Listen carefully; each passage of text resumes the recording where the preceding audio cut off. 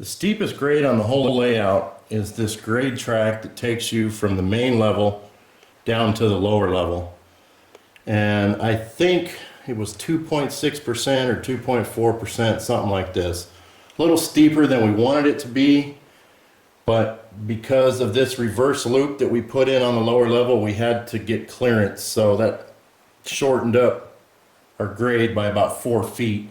Originally, I think we were like 1.8, 1.9, and now it's a little over 2, but still manageable, just not as gradual as we would have liked it to have been.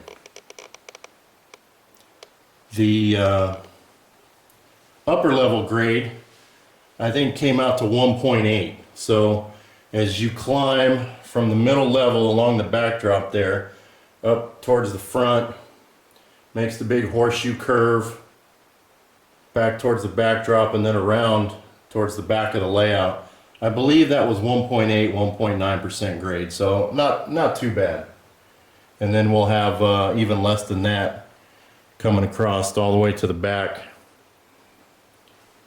It'll make this curve pretty much up against the window, and then back across that backdrop down to middle level down there, somewhere right there by that building, which put it at 1.6, 1.7% grade.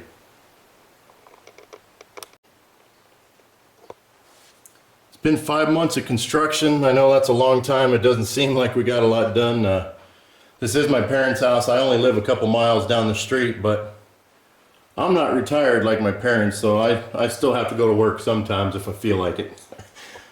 So I come over here. I try to get over here at least once a week, sometimes twice, but 5 months worth of progress. We're getting there.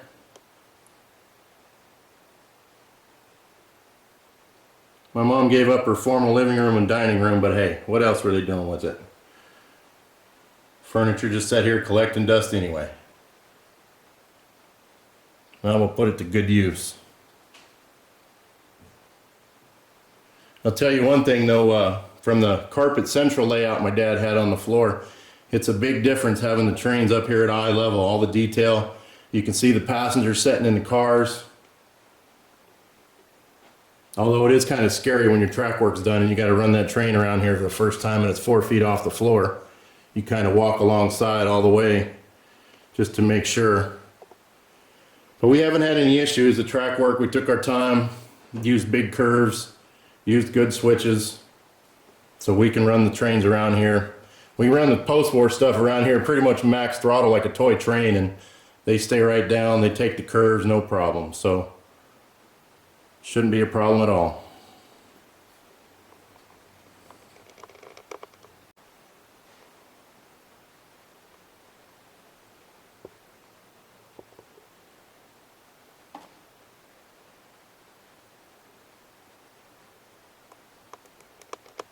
Take a quick peek at some of the post-war stuff we're going to run around here in conventional mode.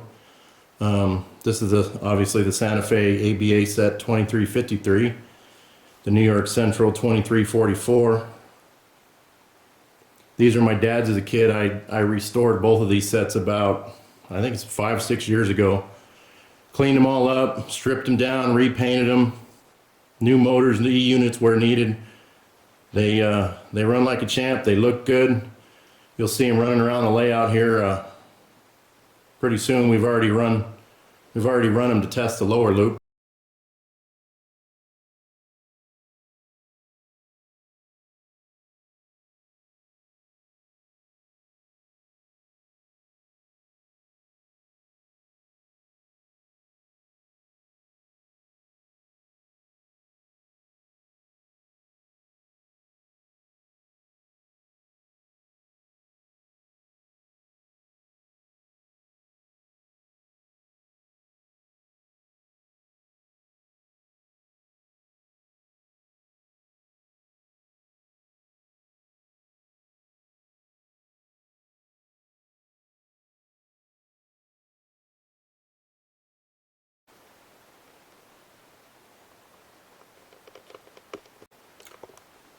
Here's the post-war Texas Special set, the 2245 AB units.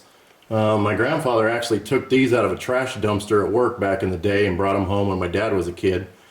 And they For many years they were missing parts. They didn't run, they were broken, and 5 or 6 years ago I restored them. I stripped them down, repainted them, replaced parts as needed, so they run. And recently I just added a second motor to the 2245, so it's not your stock 2245 with a single motor in it. It's just like the 2353s, 2343s, 2344s. It's dual motored, dummy B unit, runs good, pulls a ton of cars, looks good going around the layout. Been in the family since the 50s, still going strong. Of course, he's got the more modern stuff, the 611. You saw the big boy sitting on the layout.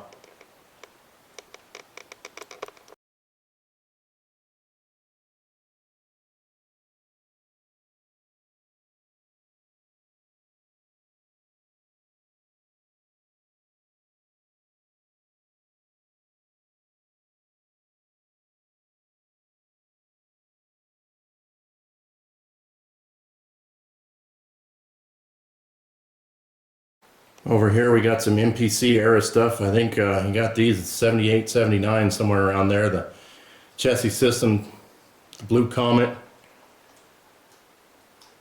And on the bottom shelf we got an old Marx train.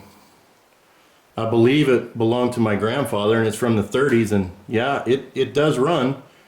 He's cleaned it up, lubed it, and it will run around the layout.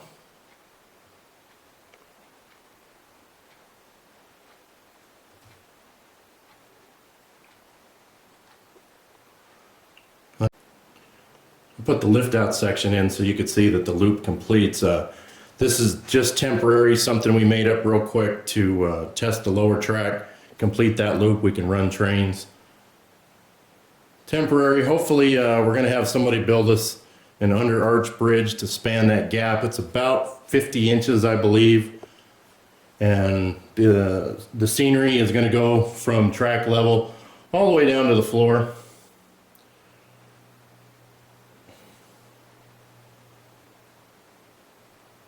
And the second bridge, which goes from the middle level across